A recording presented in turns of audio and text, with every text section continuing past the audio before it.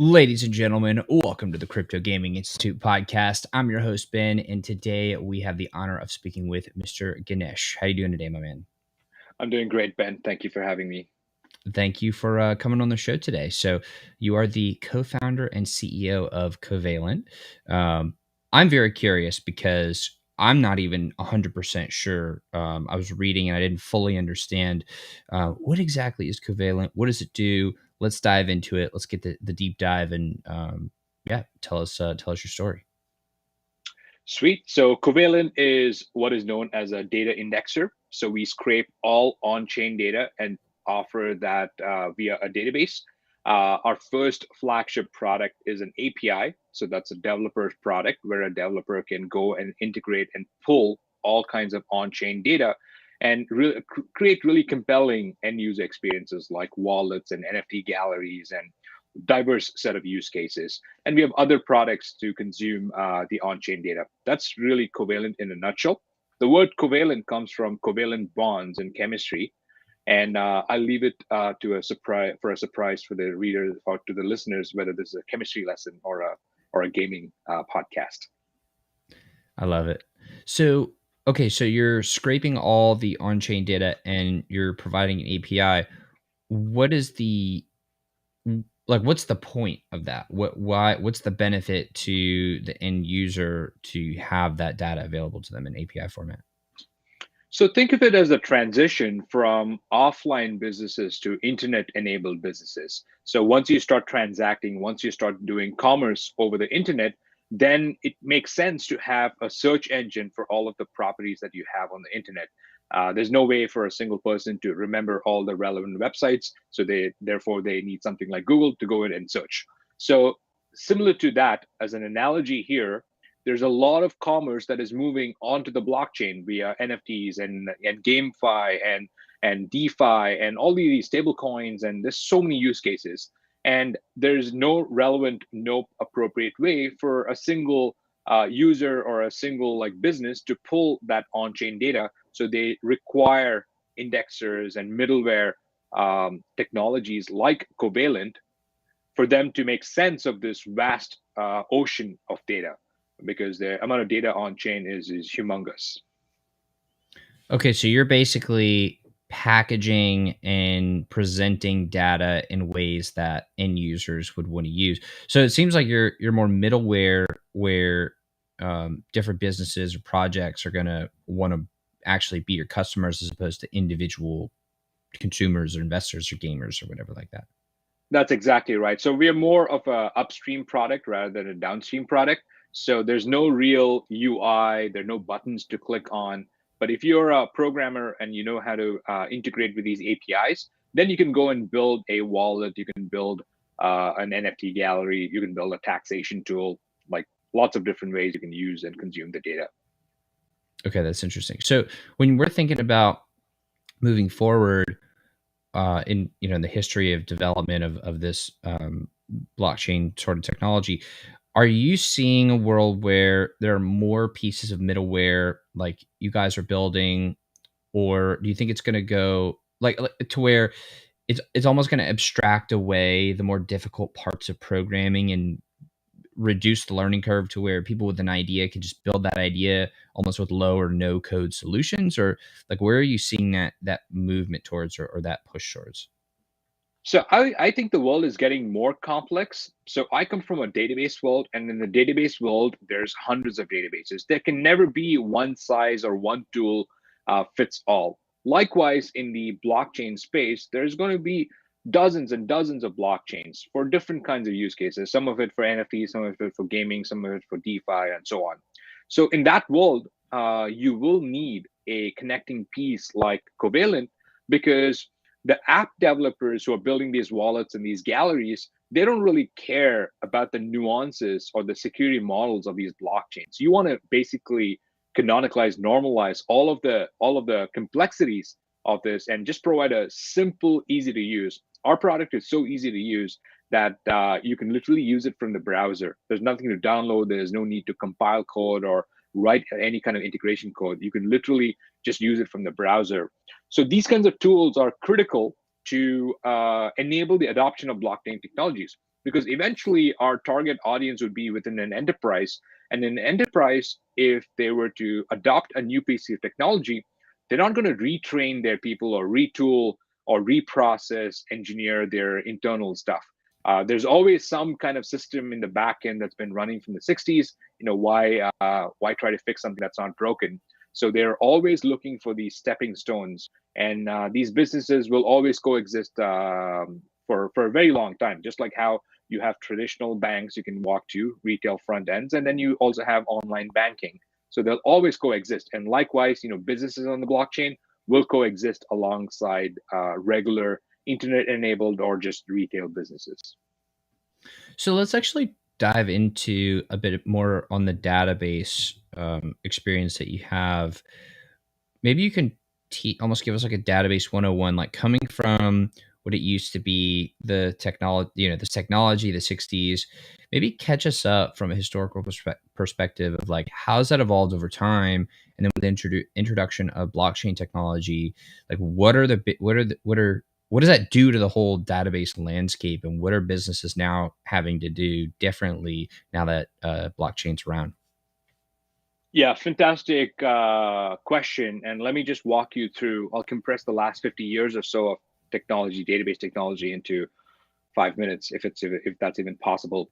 So what has happened is in the early days of computing, where the actual computers were the people who were operating the computers. That's how back in the day, these hard drives were filling huge offices and so on.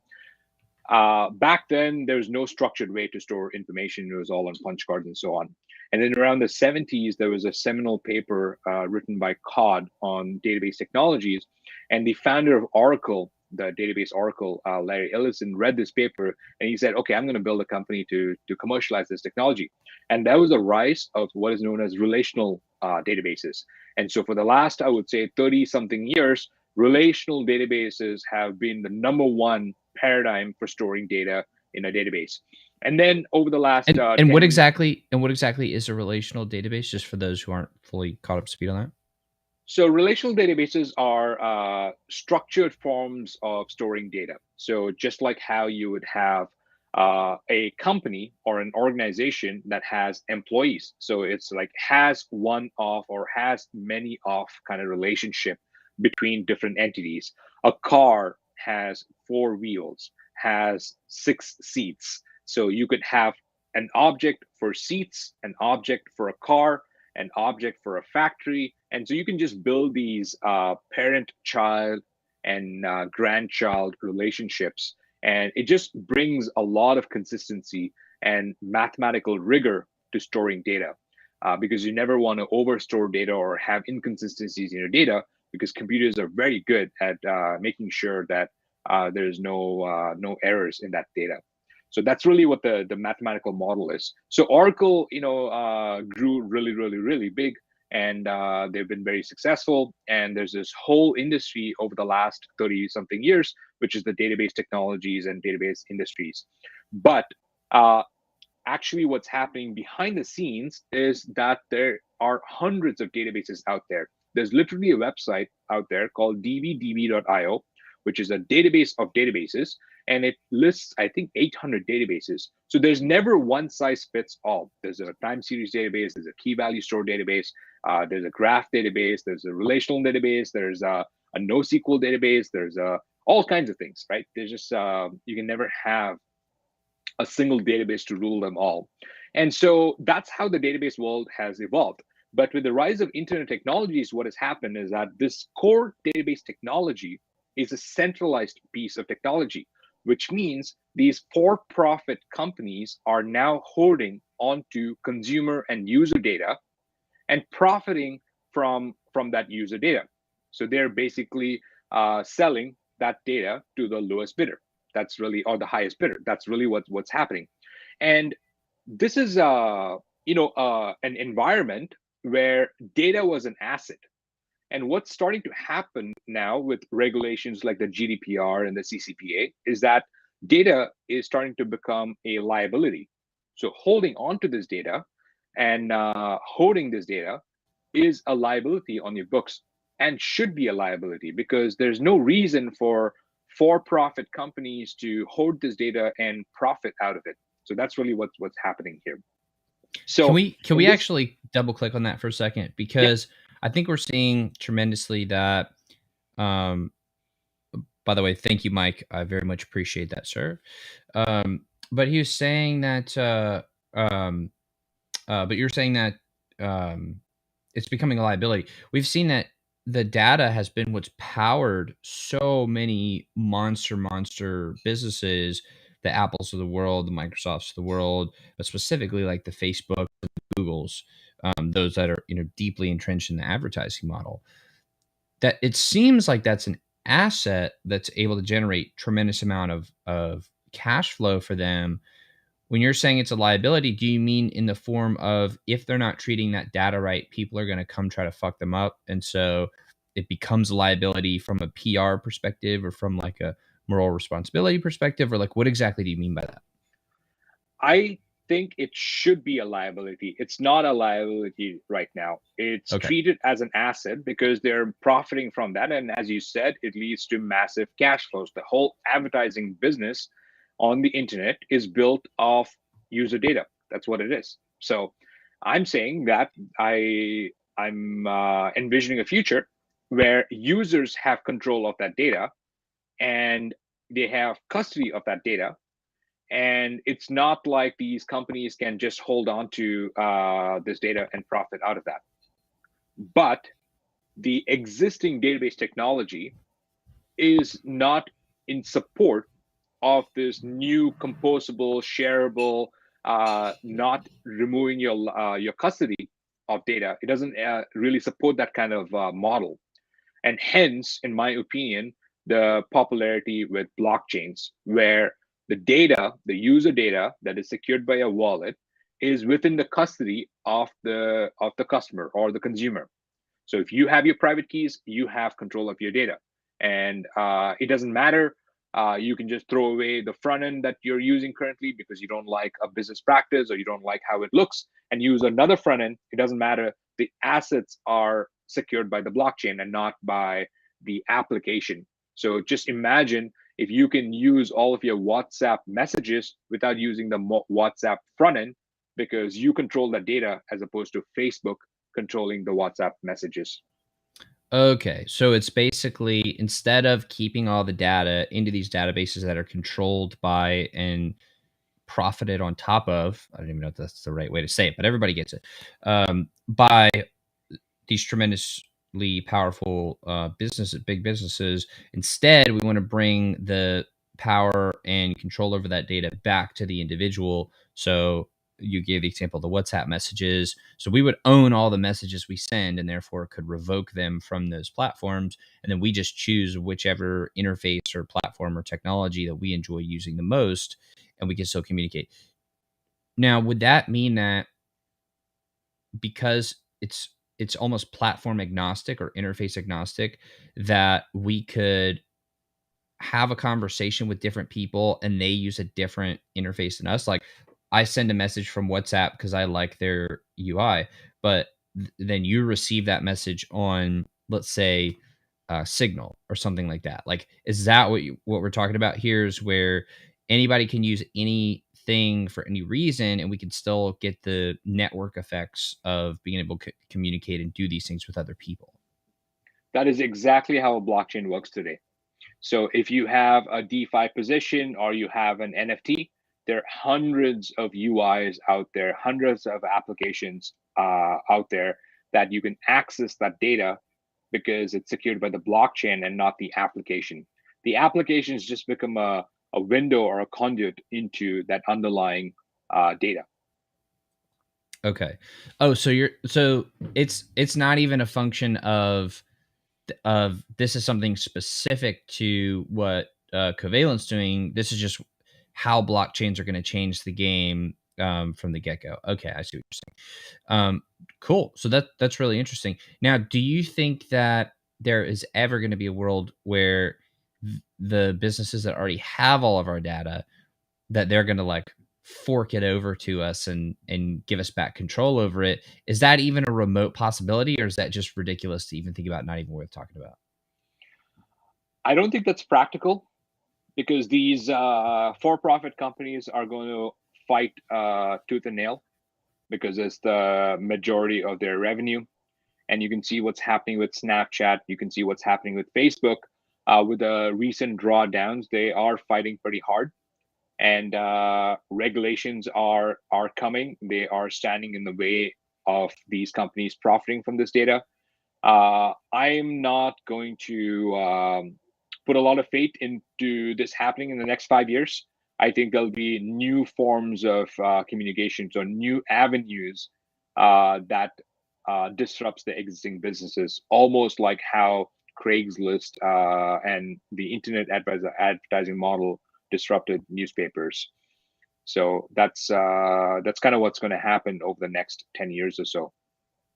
So is all that data lost, or is there a way? I mean, the private messages probably, but let's say all the things you put. Like, I mean, I know a lot of people use something like a Facebook or an Instagram or whatever to document their lives, and that is where they store their pictures. That's where they put a lot of stuff like that. Is there a way to almost save these people from the stickiness of these different mousetraps and these different platforms, or is that data just kind of, I mean, they're just kind of SOL, they chose to do it, so now they just have to live with it?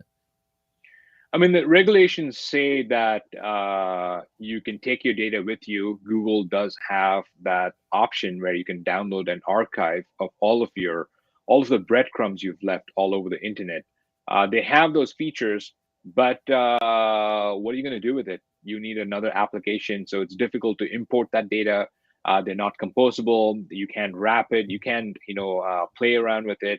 It's in its proprietary format that Google used to store your data. So it's not immediately usable.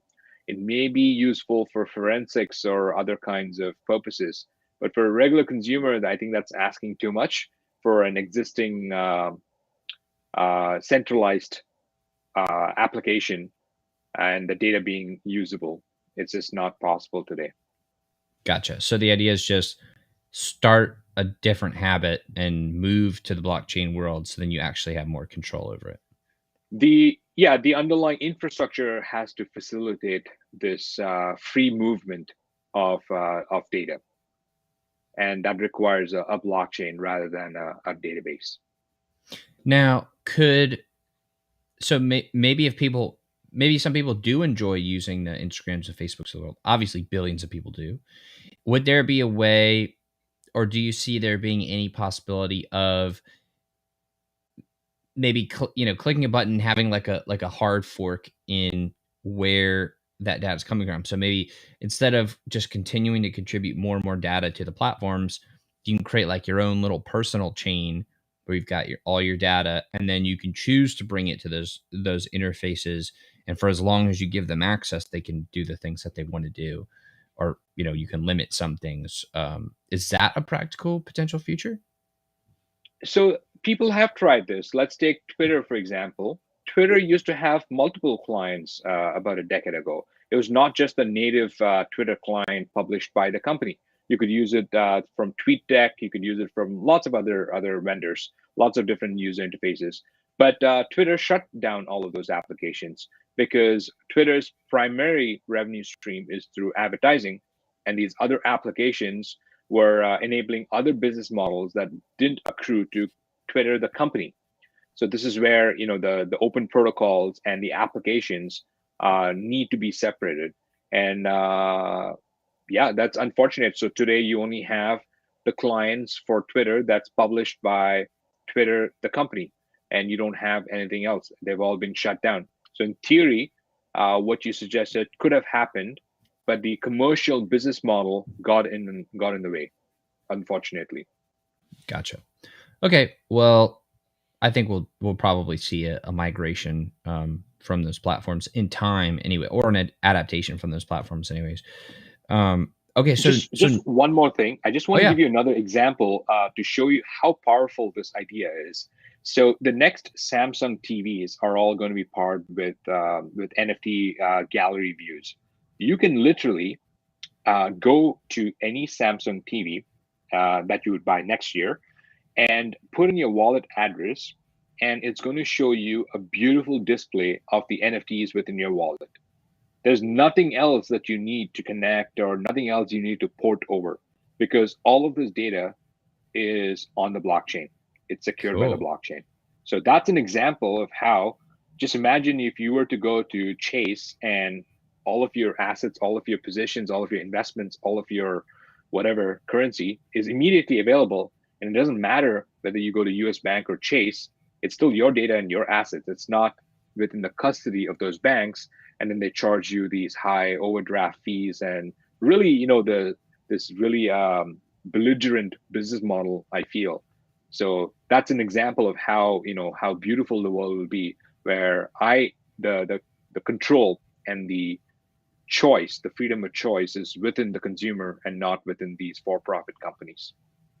Yeah, that makes a lot of sense. Okay, so I'm significantly more bullish on the idea that you're talking about with Covalent, because it seems like what you guys are doing then are aggregating all this data and then creating an easy way for different applications and other platforms and interfaces to be able to be created for us as the users, so we can make the user experience better, knowing that the underlying thing is, okay, well, we always keep our data, we always have that, and now it's just about choosing how we want to experience the world, or how we want to experience all these different services and apps and stuff.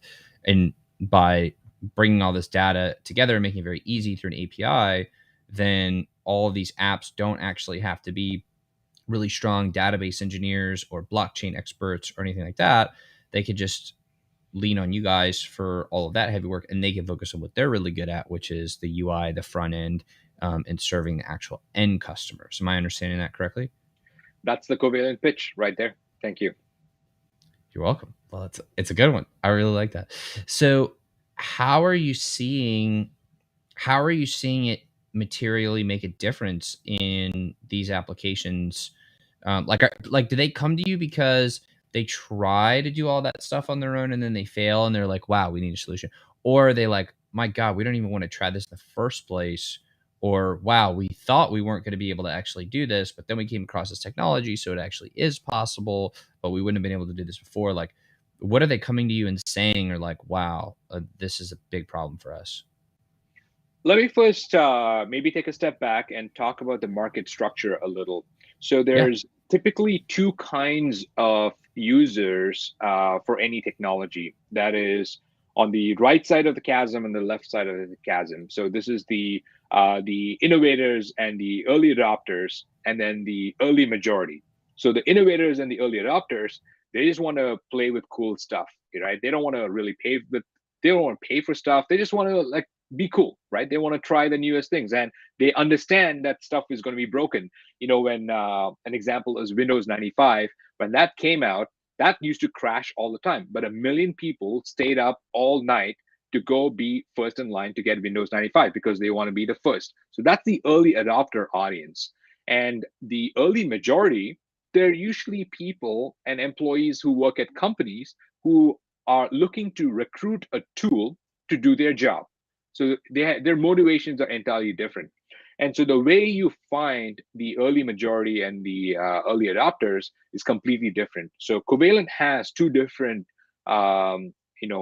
awareness and two kind of like adoption drives, if you will, for these two different personality types. So for the innovators and the early adopters, it's mostly hackathons that we invest heavily in. So right now I'm wearing an ETH New York hackathon. Next week I'm going to be going to ETH SF, which is a big hackathon. So here you have these guys, overnight hackathons, weekend hackathons, who are just building cool stuff, just building really really cool stuff. In fact, Covalent itself started at a hackathon. So I went to a hackathon over the weekend because here, Vancouver, which is where home is, it rains a lot. And one day it was like super rainy, and said, "Okay, I'm not going to do anything. Let me just go hack on some stuff." I went to a hackathon and built this fun, just for fun. Like not, I'm not doing it instead of watching Netflix. I'm just going to a hackathon. That's it. And I built this thing, ended up winning that hackathon, and then that project, that hack there, is what is today covalent. So the hackathons is where a lot of the pushing the frontiers, a lot of the experimental ideas, a lot of the cool stuff. Like, to be frank, I don't even understand how these guys are using covalent because it's so far into the future. It's incredible. This is like a front row seat to the future being built, right? But there's probably no commercial opportunity here. They're not going to pay for covalent, but they're just pushing the boundaries of what's possible. And then you have the early majority who require more hand holding. They're the guys who read through your privacy policy. They're the guys who require a business value calculator, an ROI calculator. They have to make the case of build versus buy. And it's a very different kind of markup, different kind of motivations. And so there, it's mostly sales driven. It's mostly showing them what the use cases are. Sometimes you even want to package the hackathons and take this to the other cohort of users because they're existing businesses with existing customers and providing a new experience. So this is like Reddit adding the NFT stuff, or Robinhood adding the Web3 experience, for example, right? So these guys at Robinhood and Reddit are looking at the hackathons to see what's being built. And if something sticks, something is interesting, they take those ideas and push it to their hundreds of millions of users, which is where the traction comes in. So it goes both ways, right? So the commercial sense is with a different kind of body, and then the experimentation, the new ideas, the testing the edges comes from this other group of users. So that's typically how any kind of industry goes, including the adoption of the internet, because the early majority were hesitant to put their credit cards over the internet.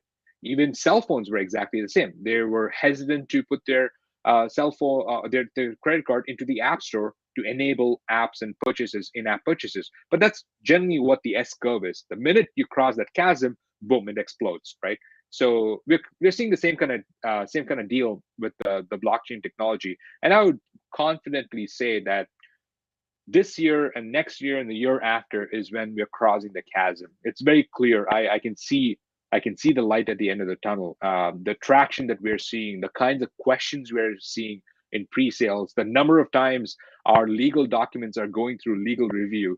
It's very very obvious to me that this transition is happening. And this is not a covalent transition. This is a broader market transition for blockchain technologies. I love that, and I really appreciate the background and the alpha on talking about the different types of users and the use cases. So actually, what you talked about was something I want to almost jump back in time and dig into a little bit. When you were putting together kind of version 0.0001 over that weekend, how did it go from, all right, I hacked together this thing, this seems really cool, to, okay, well, now you have a fully fledged product and business and you guys are doing some really interesting things? Well, I can lie and say I came up with this brilliant idea. I just put it in the market, it exploded. We got thousands of customers, and here we are. But that's not. That's the exact opposite of what happened. So we built this technology. Ended up winning the hackathon. So what I'd built is a way for reading blockchain transactions from Excel, because I know from the database world that Excel is the beloved tool for any analyst. They're never going to give up their use of Excel. It's just too powerful and too entrenched. And so I just built this middleware and ended up winning that hackathon. And then said, okay, let's build this as a commercial entity. Let's build this technology. Let's take it out to market. It seems like broadly useful, broadly applicable, but I hadn't done any due diligence on market sizing or any of the basic check boxes. I didn't do any DD, which if I had done, I would have never started Covalent, to be like, to play the devil's advocate. So we started. This would have been late 2017, so 5 years, 5 years ago, and then 2018. So in that initial, you're still in the honeymoon phase. You start a company. Oh yeah, I'm so excited. There's a startup, and then let's find our first set of customers. Let's like prove out the use cases. Let's build the MVP. Let's go raise some capital.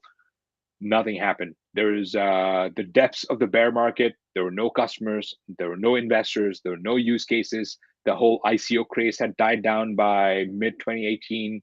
Yeah, it was just it was barren, so it was pretty tough, and so we slogged through that.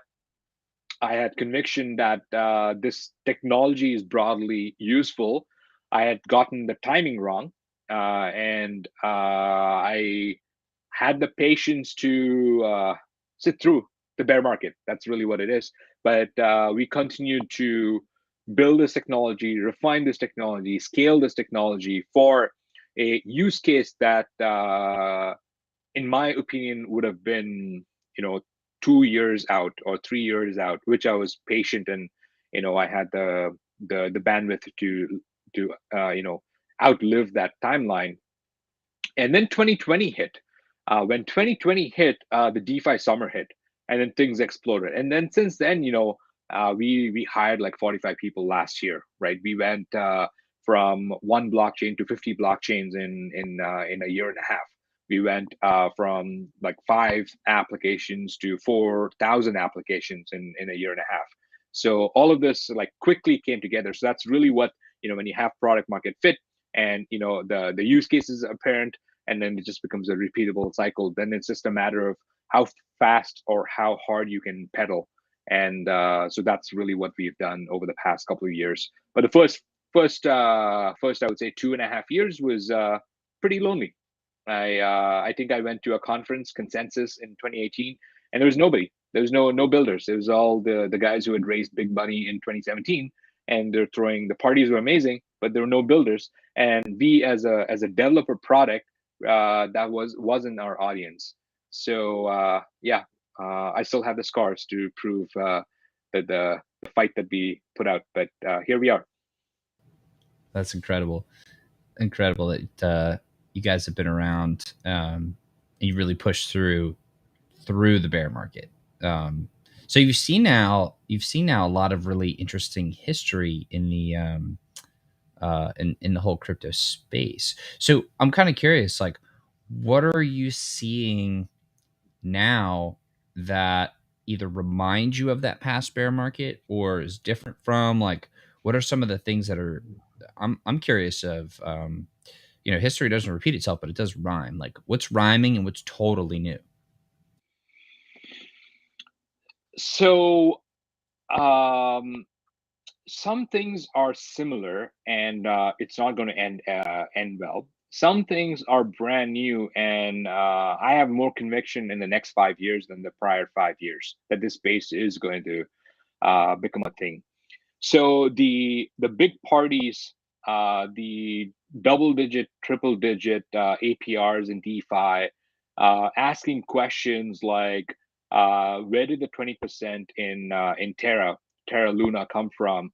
And then being called a fool because you don't ask questions, just take the money and run. That's excess, right? That in no environment does that make sense. And your basic, it just doesn't pass the sniff test. So that's thankfully, I think although most of that excess has been drawn down or has just been evicted, you're still seeing some of that, but it's mostly on the fringes. There was a conference called Token 2049 in Singapore a month ago, and there were 2,000 parties in this conference. 2,000. So I didn't go, but that's what I heard. So that's still too much, right? Too much because if you party so hard, who's going to be building? Right. But the positive is that the use cases are here. The adoption is here. Every year over the last 5 years, the number of users in the space has increased. I would say a conservative estimate of the number of on-chain users is about 15 or 20 million users in the world. So still a drop in the bucket, but this was only 2 million users 2 years ago. So it's growing by leaps and bounds, and there's real use cases. If you look at our kind of metric on to see if a market is maturing or not, a lot of those signals are there. There's definitely, if you look at in the NFT space, it's not just the crypto natives issuing these face profile pictures. It's actual brands like Tiffany and D&G and Adidas and Starbucks coming in dropping NFTs during a bear market over the last like 2 or 3 months, right? So there's something real here when those brands are able to do 50 to 100 million dollars in primary and secondary sales. So that's just one example. The In the gaming space, the number of AA, AAA studios coming into the scene. In the DeFi space, the number of like regular fintech companies like Robinhood and companies like that, adding DeFi technologies to their stack. So that's where I'm seeing a lot of excitement, a lot of growth coming into this space. Yeah, I think it is exciting when the euphoria leaves, the tide goes out, and you see who's really doing interesting things and who's really doing things that are moving stuff forward. And I don't think it's ever healthy to be like, don't ask questions, take the money and run. Like that's that's such a freaking that is such a red flag. I mean, yes, you should run, but you should run from whoever's telling you not to ask questions. Like I think there was somebody who was way more intelligent than myself said one time, if you're trying to read something that somebody's prepared for you, and especially I think they were talking about financial statements or something, if you can't understand it, it's because they don't want you to understand it. And it's like, okay, well, let's achieve such mastery of what we're doing that we can actually make it simple, or let's be really transparent and straightforward and push stuff out here. So yeah, I think we're seeing a lot more of that, which is really, really exciting. And I could definitely speak from the game perspective. I have been so unbelievably impressed by the shift in how people are thinking about things, how people are building things. For example, a year ago when I was doing interviews in, let's say, November of or October, late October, early November of 2021, people were talking about how much you could earn from playing the game and how quickly you could do it, and everything was about tokenomics and these things. And now everybody that I'm talking to is like, yeah, that was such bullshit back then. Can't believe anybody was saying that.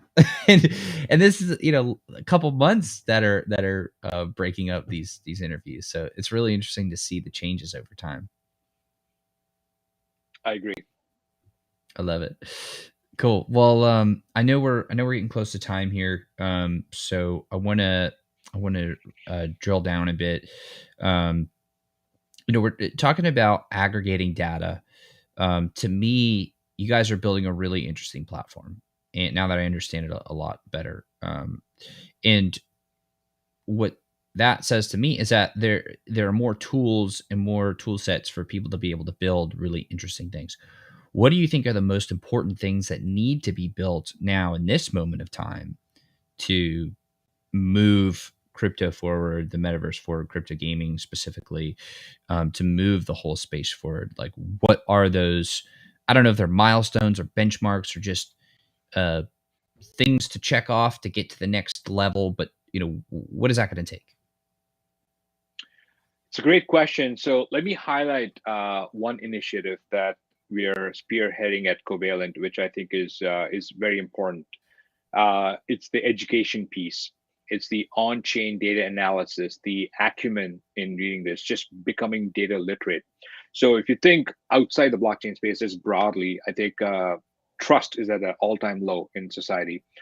You can't trust the COVID numbers. You can't trust what the politicians are saying. You can't trust the election numbers. Uh, you can't trust anything out there.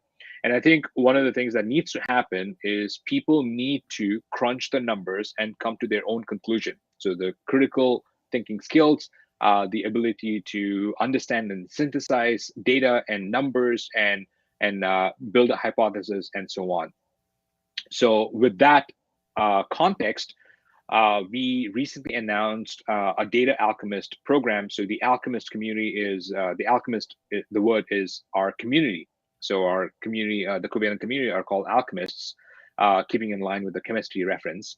And so here, about 2 weeks ago or 3 weeks ago, we announced a program where we're going to recruit 1,000 people across the globe, train them on on-chain data analysis, and then pay them $2,000 to go through this boot camp.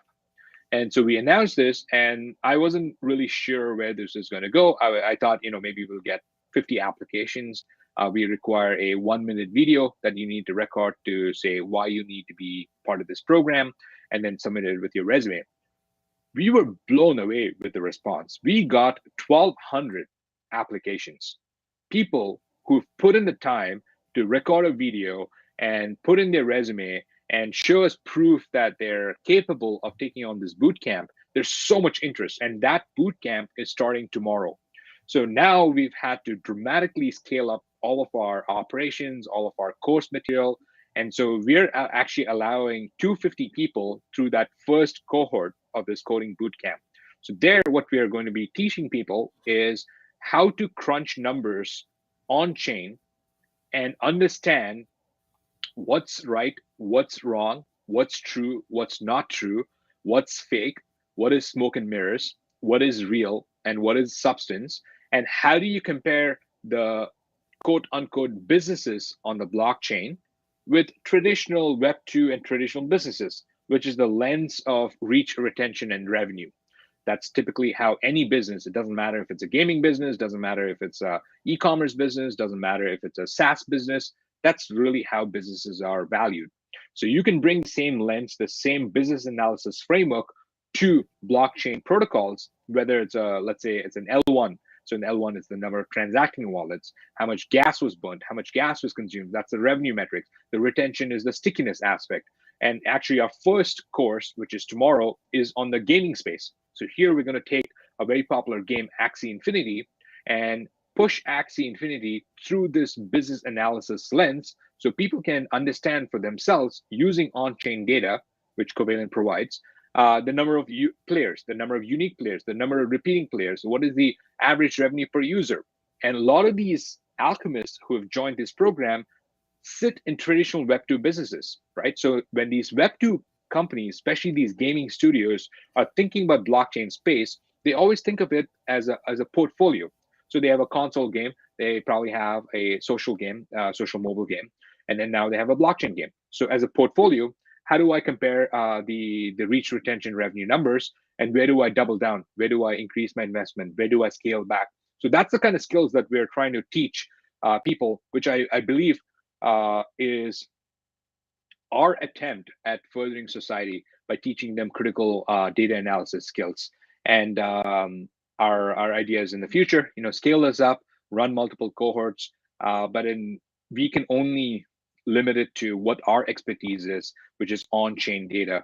But I hope that this kind of program encourages others to just build broader data analysis programs, because in society, I think people need to have those critical data crunching numbers and come to their own conclusions rather than being force-fed whatever the media tells them.